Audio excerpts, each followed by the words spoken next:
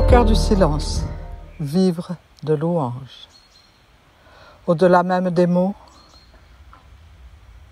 au cœur de l'énergie qui est ce que je suis, au cœur du souffle, au cœur du cœur, vivre de louange.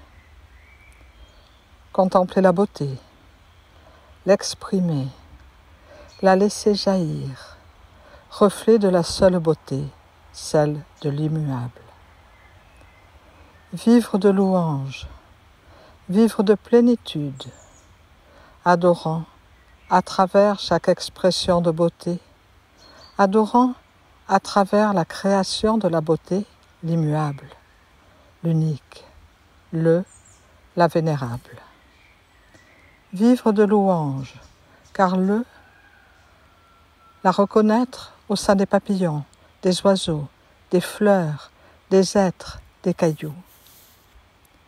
Aller chercher la beauté dans chaque parcelle de création.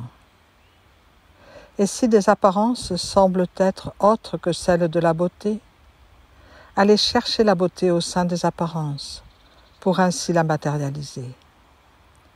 Laissant les voies dépassées de ceux dont le regard reste sur les apparences, œuvrer par le regard, pour que les apparences soient celles de la pure beauté, contemplant la beauté au sein des apparences.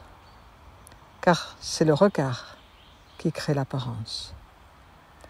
Imaginez pour l'effet, pour Mère Terre, de ces milliards qui regardent des apparences en se plaignant d'elles, en se lamentant.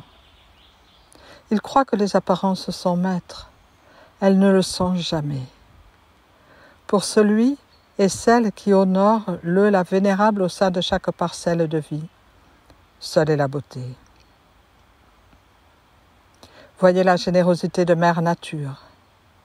La générosité, cette beauté qu'elle offre, cette beauté que le cosmos offre. Offrir au nom de chaque être humain, offrir la beauté et le regard qui matérialise la beauté. Et vivre de louange, car cela est le seul sens de la vie, la louange. Remercier, bénir, s'effacer, car seul est l'un, l'unique, la vénérable. Et remarquez pour la structure corporelle la puissance de transfiguration du fait de vivre de louange. C'est bien ainsi que le corps a été conçu pour fonctionner. Non pour se lamenter, se crisper, récriminer, s'approprier, mais pour louer. Appliquez cela concrètement dans chaque moment de maintenant, concrètement, et sentez comme le corps jubile, comme les cellules s'ouvrent et s'éveillent, comme le sang se fluidifie. Vivre de louange passe par la verticalité de l'énergie, le cerveau uni au cœur, l'attention tout offerte à cette flamme d'infini qu'est la vie. Vivre de louange, nourrissant le corps de la pleine présence et la pleine présence qualifiée de la louange. La plus belle alchimie pour la structure corporelle. La plus belle alchimie. Ne contempler la terre qu'à travers sa beauté. Ne contempler la vie qu'à travers sa beauté. Cela doit être un absolu. Pour que s'ouvre la grande ouverture, cela doit être un absolu. Lâcher prise irrémédiablement de toute crainte, lamentation ou déception, critique ou de quoi que ce soit qui ne soit la beauté, la contemplation et la louange. C'est ainsi que se précipite la terre d'harmonie.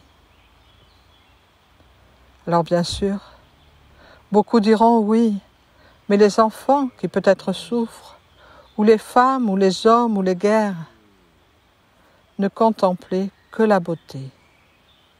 Cela ne veut pas dire occulter, cela veut dire alchimiser. Car quel que soit l'être qui regarde quelques circonstances avec le regard depuis la pleine présence, qui loue le divin, cet être-là transfigure et alchimise toute circonstance de vie. C'est comme cela que se produit la grande alchimie. Ce ne sera jamais en se lamentant, ou en critiquant, ou en déplorant. Certains l'ont étudié. La valeur de l'attention transfigure les circonstances, et aucune énergie n'est plus belle que celle de la louange. La louange est le silence magnifié. La louange est la glorification. Il faudrait que l'humanité comprenne l'art de créer la terre d'harmonie.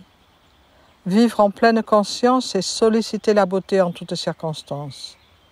Vivre avec une éthique impeccable et solliciter la beauté au sein de l'éthique. Ne pas faire de compromis, car ceux qui critiquent souvent oublient de se regarder eux-mêmes. Ne regardez que cela, l'impeccabilité de sa propre éthique, les choix conscients de simplifier, les choix conscients d'honorer la vie à travers chaque acte, chaque parole, chaque pensée. À travers le silence, au-delà des pensées, vivre de louange. C'est un acte concret qui instaure la louange, non comme un mot, mais comme une circonstance de vie, et qui ainsi annule tout le reste. Alors éclosent les roses du cœur. La vallée se fait toujours plus creuser de la grande alchimie. Il est beau de se ressourcer. Il est beau de rayonner ses dons. Vivre de louange est un acte concret. La base est la pleine présence. La pleine présence permet au regard d'être louange et contemplation de la pure beauté.